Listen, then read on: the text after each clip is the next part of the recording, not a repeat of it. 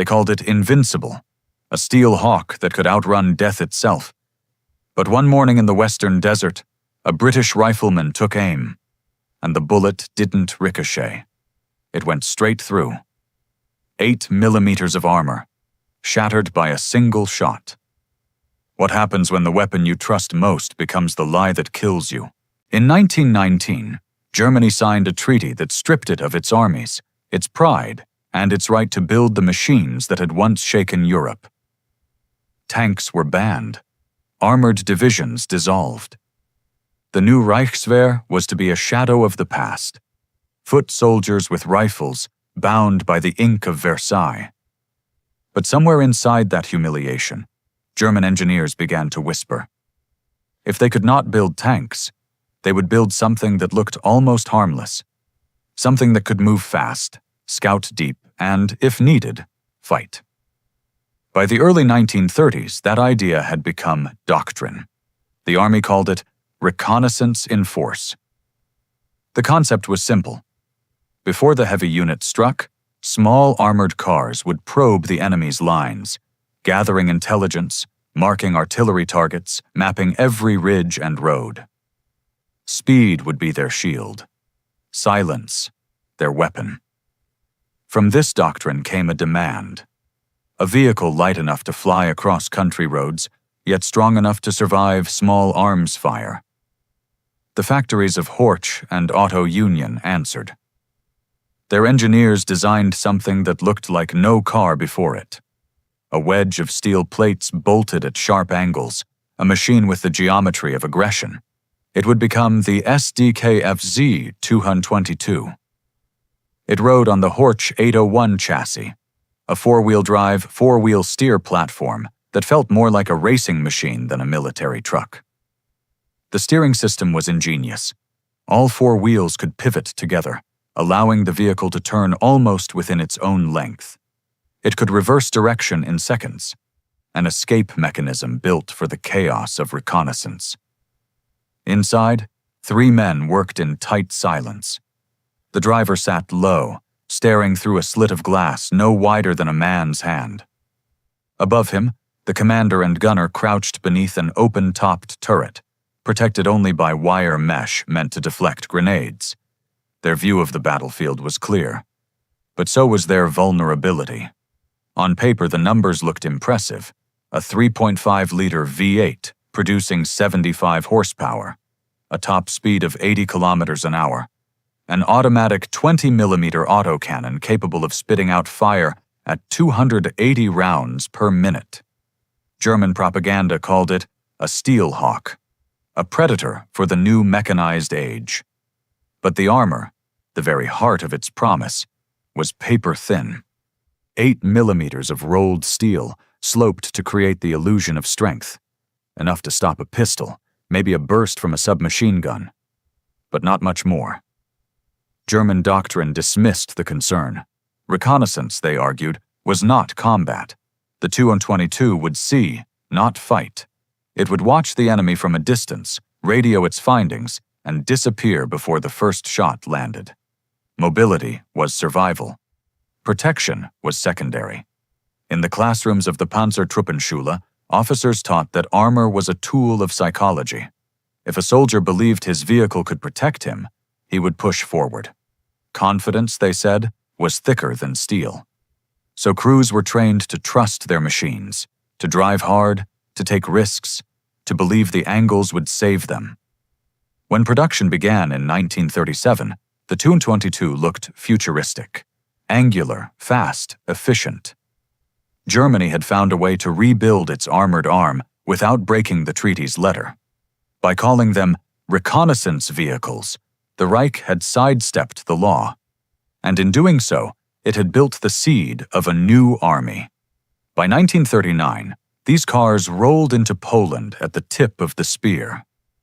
They scouted towns before the tanks arrived, circled columns of retreating troops, and brought back the intelligence that turned blitzkrieg from theory into terror. To German high command, the 222 was proof that doctrine and deception could coexist. But beneath its angular skin, a flaw waited. one that would not reveal itself until the desert sun turned steel into a mirage. The engineers had built for speed, not survival. And soon, that choice would come back to haunt them. The SDKFZ 222 was not just a machine. It was a statement. A message in steel that Germany had learned how to outsmart the limits of Versailles, how to disguise power as legality. Every plate, every rivet, every line of its geometry spoke of calculation. The armor was angled like the facets of a diamond, meant to trick the eye and deflect the bullet. German engineers believed that sloping could do the work of thickness, that mathematics could replace mass. The first models rolled out of the Hork factory with confidence. 8 millimeters of steel on the front, 8 on the sides, 5 on the floor. So thin, you could rest your palm against it and feel the echo of your heartbeat through the metal. But on paper, it worked. At 30 degrees of slope, a bullet's path would lengthen, its force dispersed. At 45 degrees, even a rifle might fail to punch through. That was the theory. It looked flawless in reports stamped with the eagle seal of the Reich. Beneath that thin armor, the Hork V8 engine purred like a precision instrument. In the A1 model, it was 3.5 liters, 75 horsepower. In the later AB variant, 3.8 liters, 90 horsepower. Enough to push the 2.5-ton frame across open ground at 80 kilometers an hour. Fast enough to vanish before the enemy could react. It was built to move, not endure. The transmission was smooth, the steering effortless, the suspension supple. Crews praised its handling. In training, the 222 could pirouette across gravel, spin in place, reverse out of ambushes as if alive. The four-wheel steering system, so delicate that manuals warned against using it above 20 kilometers per hour, was an engineer's masterpiece and a soldier's nightmare. Inside, space was a luxury no one had. The driver wedged between fuel tanks. The commander crouched under a wire-laced hatch. The gunner braced against the 20mm autocannon that roared louder than the engine itself. They were 3 men, encased in noise, heat, and illusion. The cannon, designated KWK-30, fired explosive shells that could tear through unarmored trucks, shred infantry lines, and even pierce the sides of light tanks. Later, the improved KWK-38 raised its rate of fire to 420 rounds per minute. To a German soldier behind that gun, the world looked conquerable. Each burst felt like proof that technology itself was destiny. The propaganda films captured it perfectly. The 222 racing through Polish fields, dust curling around its wheels, bullets sparking harmlessly off its angles. The narrator's voice promising that no enemy bullet can harm German steel. Crews believed it. They had to. Because faith in war is armor, too. A soldier who doubts his machine hesitates. And hesitation kills faster than any rifle. The illusion worked in Europe. In 1939 and 1940, against scattered resistance, the 222 was untouchable. It scouted roads ahead of the panzers, darted between burning villages, and returned with the coordinates that made blitzkrieg possible. In France, its speed and communication kept the armored spearhead sharp. Against outdated weapons, its thin shell looked invincible. But every illusion has an expiration date. War evolves faster than doctrine. The same sloped plates that gleamed in the camera's light would soon become mirrors for failure. By 1941, reports from the front began to shift in tone. Crews complained about ricochets that didn't ricochet, about bullets that pierced where they should have bounced, about the terrifying realization that the enemy's rifles, ordinary rifles, could reach them. Engineers at home responded with thicker fronts, 14.5 millimeters, then 30. Yet the sides stayed 8, always 8. Because to change that meant redesigning everything. The frame, the suspension, the cost. And Germany, preparing for the East and the desert, had no time for perfection. So the deception endured. Steel too thin to save a man, shaped into confidence by propaganda. Commanders quoted numbers about armor deflection. Posters showed bullets bending away like raindrops on glass. No one wanted to admit the truth, that the armor was built not for safety, but for morale. And morale, like armor, can crack. In the workshops of Horch, the welding torches burned through the night, each new chassis stamped with a serial number that whispered inevitability. 1,000 of them in total, each one a compromise between what engineers knew and what commanders demanded. When the last batch left the factory in 1943, the design already belonged to another time. The war had outgrown it. Against the thunder of new weapons, the 222 was a relic still pretending to be modern. But back in 1938, none of that mattered. Germany's enemies were still unprepared. Its soldiers still believed. And faith, thin as 8 millimeters of steel, was enough. June 1941, the Western Desert, a place where mirages blurred the line between sky and sand, where heat could melt faith faster than steel. When the Africa Corps landed in Tripoli, the men believed they were bringing with them the perfect reconnaissance machine. The SDKFZ 222 had already proven itself in Poland, in France, in the Balkans. Now it would lead the way for Rommel's legendary advance across North Africa. But the desert was not Europe. There were no hedgerows to hide behind, no winding roads to shield a retreat. Only open space, flat, infinite, merciless. The horizon became the front line. The crews of the 222 learned quickly that the desert changed everything. Sand devoured engines, wind stripped paint and pride alike, and the heat turned every plate of armor into an oven. Inside those angular shells, temperatures reached 60 degrees Celsius, hands burned on steel handles, ammunition cooked in its boxes. Breathing itself became a battle. Still, the vehicles performed with elegance at first. Their speed was unmatched. They darted through dunes, probing British lines, disappearing before the dust settled. In those early months of 1941, the 222 seemed born for the desert. It could move where tanks bogged down, scout for fuel depots, and strike from nowhere. To the watching generals, it was proof of German ingenuity. But to the men inside, cracks were forming. Fuel range was limited, barely 300 kilometers on flat terrain. That meant each mission was a gamble. Every extra kilometer meant another calculation. How far could they push before the desert swallowed them whole? When supply convoys failed to arrive, the reconnaissance cars became stranded monuments to misplaced faith. Then came the bullets. British patrols began to notice something strange. When their riflemen fired at the sleek German cars, sometimes, just sometimes, the bullets punched through. At first, no one believed it. The 222's armor was sloped. Its steel was hardened. It was supposed to deflect small arms fire. But rumors spread faster than orders.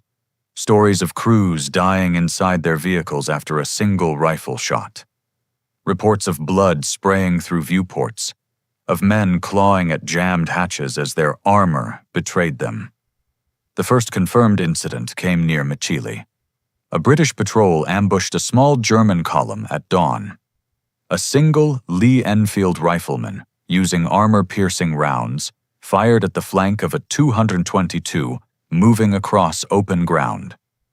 At 150 meters, the bullet entered clean, through the 8mm side plate, and tore through the gunner's chest. The vehicle spun in circles before bursting into flame. Its speed, its design, its sloped armor, none of it mattered. By the time the sun rose fully, 2 more vehicles had fallen the same way. The myth was over. In the days that followed, the British began testing the claim. Captured vehicles were hauled behind friendly lines. Mechanics, curious and cautious, aimed rifles at the exposed sides. The result was the same every time. One shot. A clean hole. The illusion shattered. German crews didn't learn the truth from official reports. They learned it from experience. A sudden flash, a sound like hammer on anvil, and then the silence that follows when faith dies. The open desert made the weakness impossible to hide. In towns or forests, a reconnaissance car could vanish. But here, under a sun that saw everything, there was no concealment.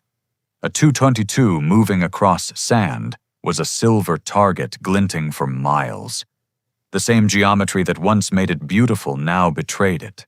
Its sharp angles caught the light, reflecting like a mirror. Even before the first shot, the enemy already knew where to aim. Rommel's men began to adapt. Some covered the vehicles with sandbags. Others welded spare track links to the doors. Anything to thicken the paper-thin armor that stood between life and death. But the weight slowed them down. Engines overheated, suspensions cracked. Speed, their one advantage, evaporated. By late 1941, the reconnaissance battalions of the 21st Panzer Division were reporting catastrophic losses. Vehicles abandoned. Crews killed or wounded by rifle fire. The commanders wrote home, "We are blind without our eyes." But the factories in Germany kept building the same machine, the same weakness. Doctrine did not change as fast as reality. In captured diaries, one driver described it simply, "The armor feels thin as a lie." He had named his 222 Vertrauen, trust. When it burned, he stopped believing in either. And yet, despite everything, the crews kept going. They drove into ambushes knowing what waited for them. They scouted ahead because that was their duty, to see first, and sometimes to die first. Theirs was not courage born of strength. It was the courage of inevitability. The desert took the 222 apart piece by piece. Engines clogged with sand, water ran out, tires burst, armor peeled. Every weakness the engineers had hidden in blueprints was exposed under the African sun. When Operation Crusader began in November 1941, the illusion finally collapsed. Dozens of 222s lay scattered across the battlefield, burned out, flipped, abandoned.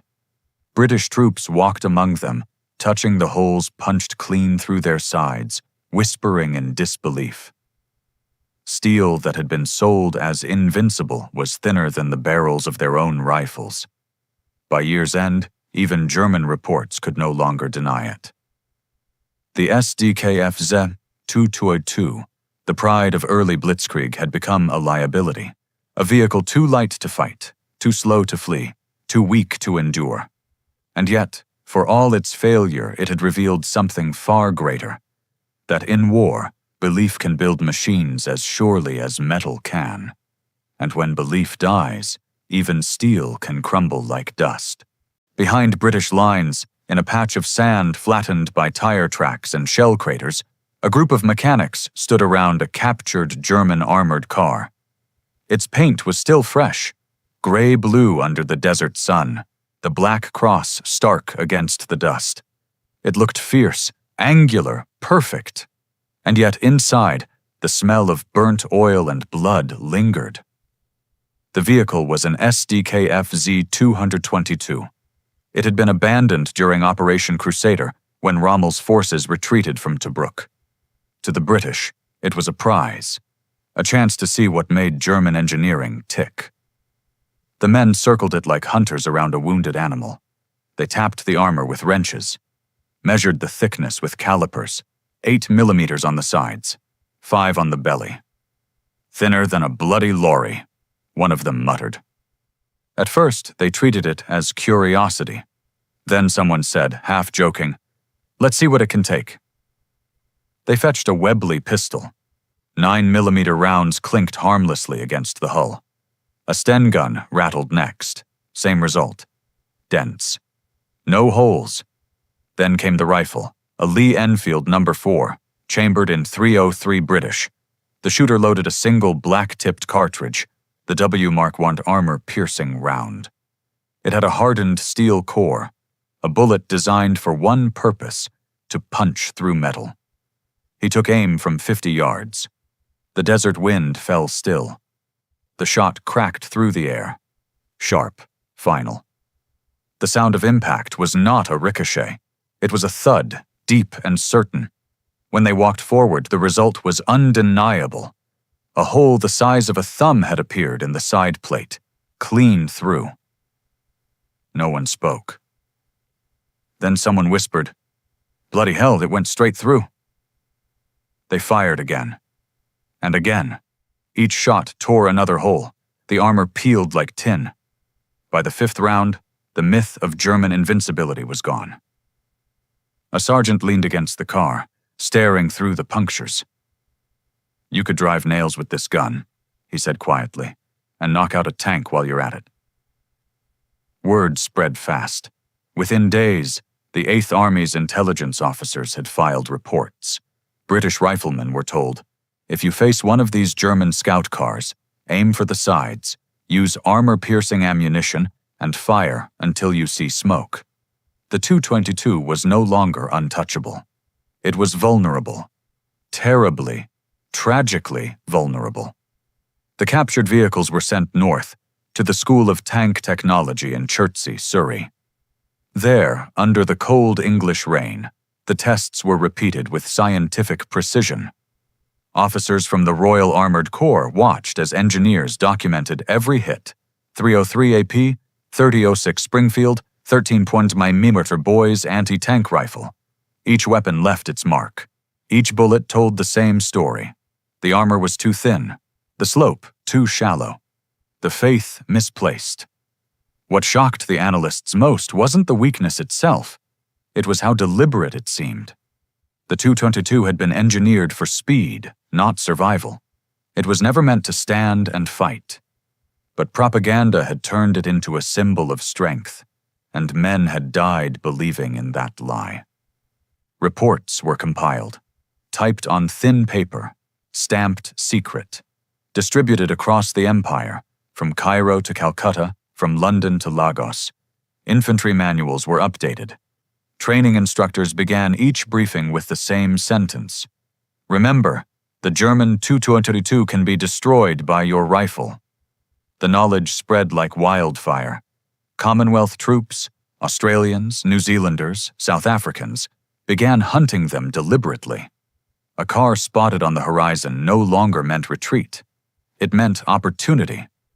A chance to prove that flesh and bone, armed with the right bullet, could defeat steel. By early 1942, Allied soldiers in every theater knew the secret. A weapon once feared now inspired confidence. Psychology had flipped. The hunter had become the hunted. German crews felt the change immediately.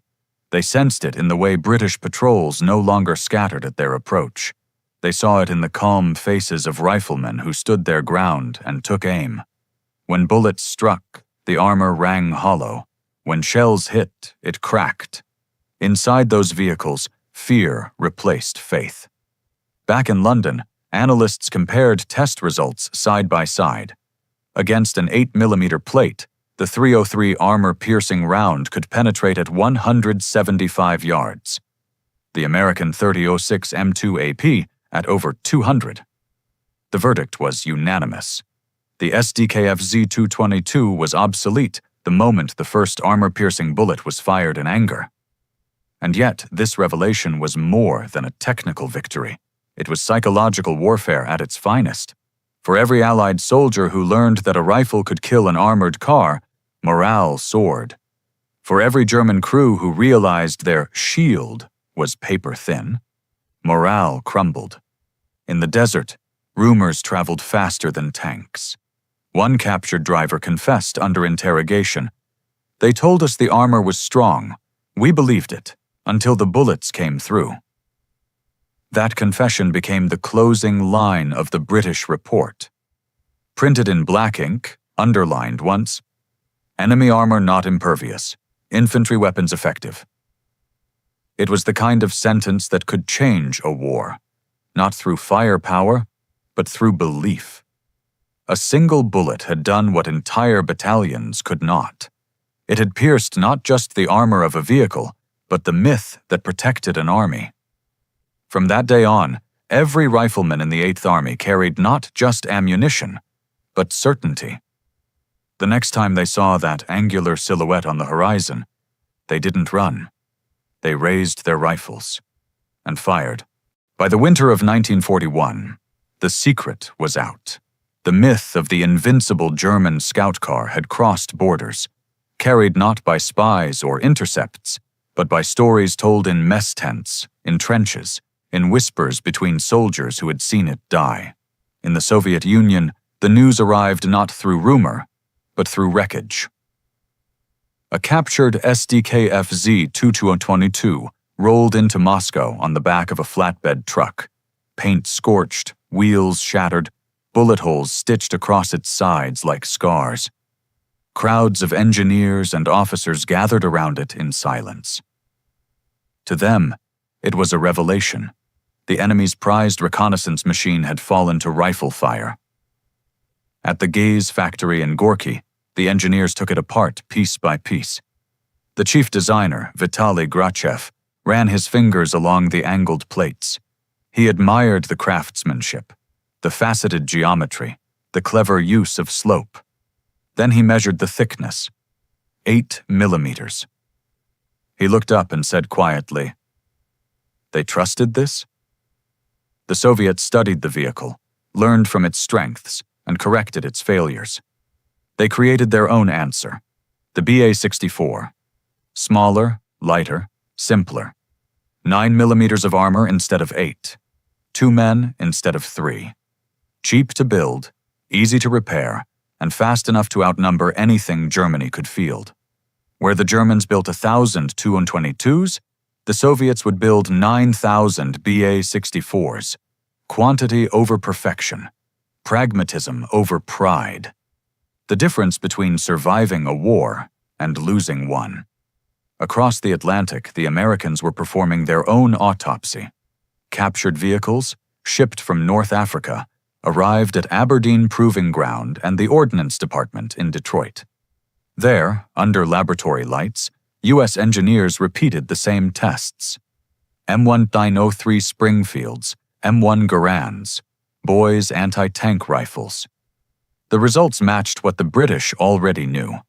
At 100 yards, a 30.46 M2 armor-piercing round cut through the side armor like paper. The conclusion was blunt.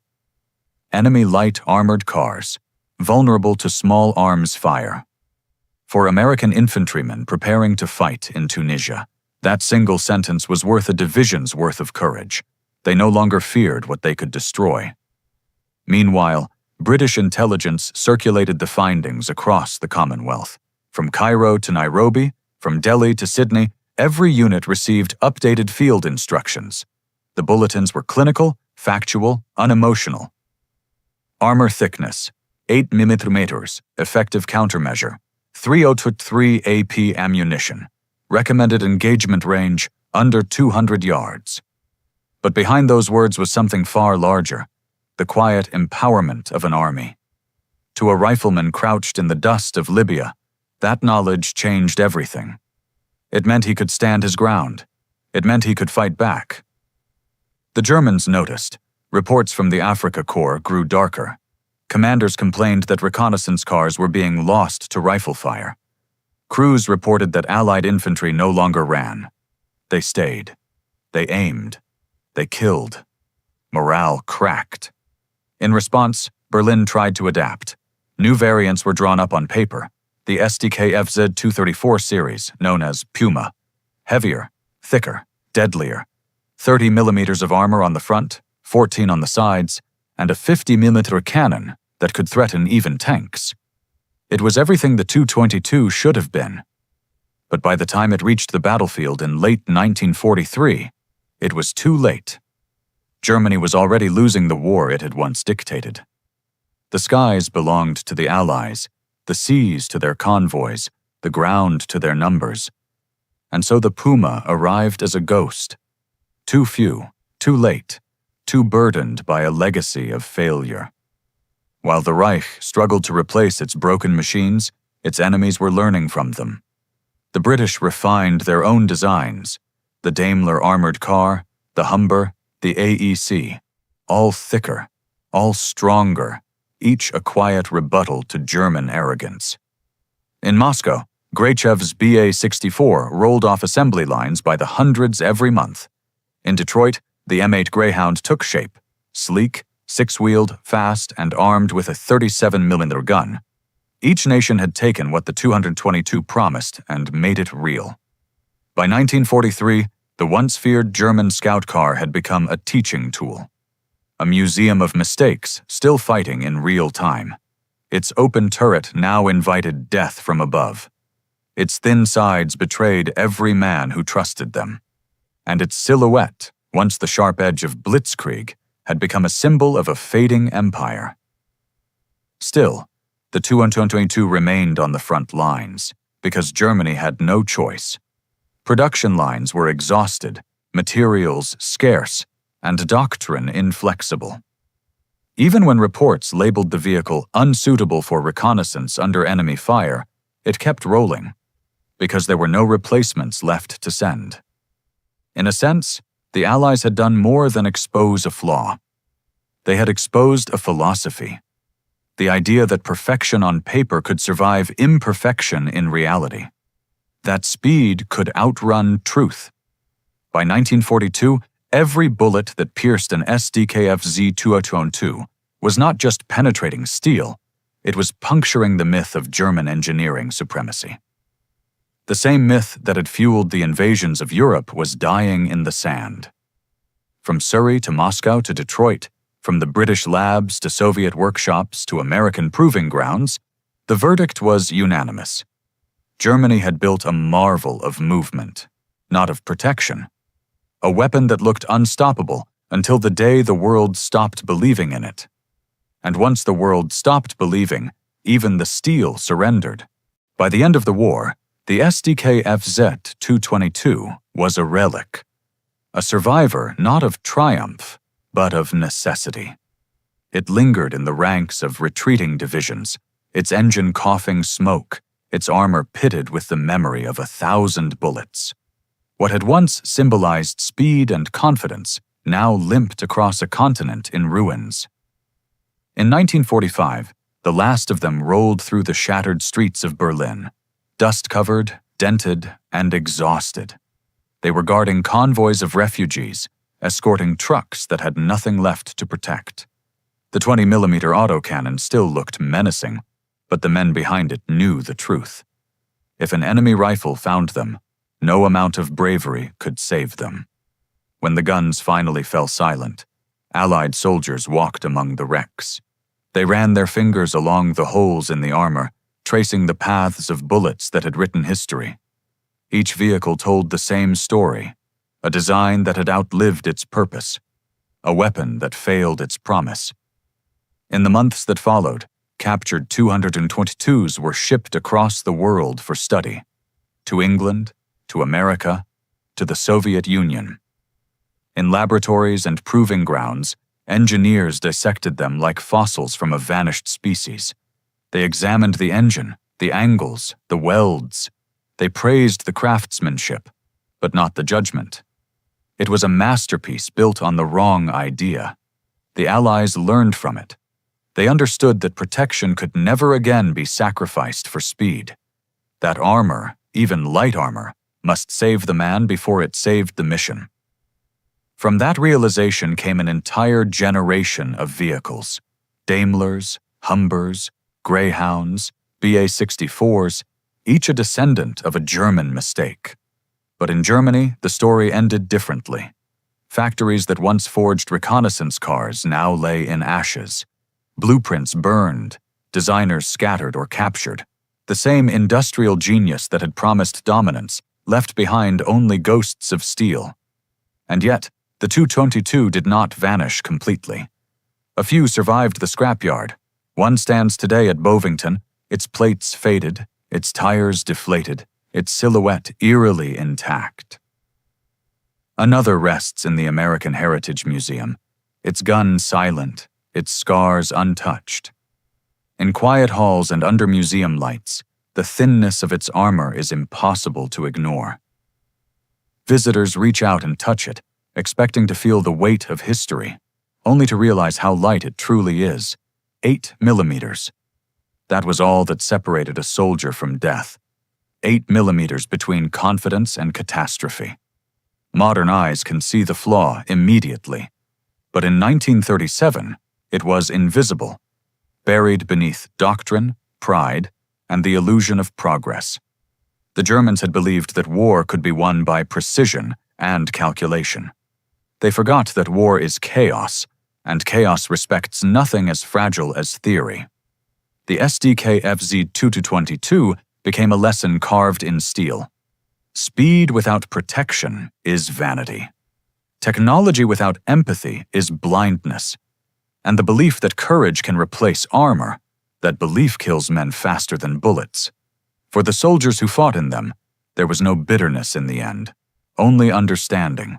They had done their duty. They had trusted their engineers, their officers, their nation. When that trust was betrayed by design, they bore the cost in silence.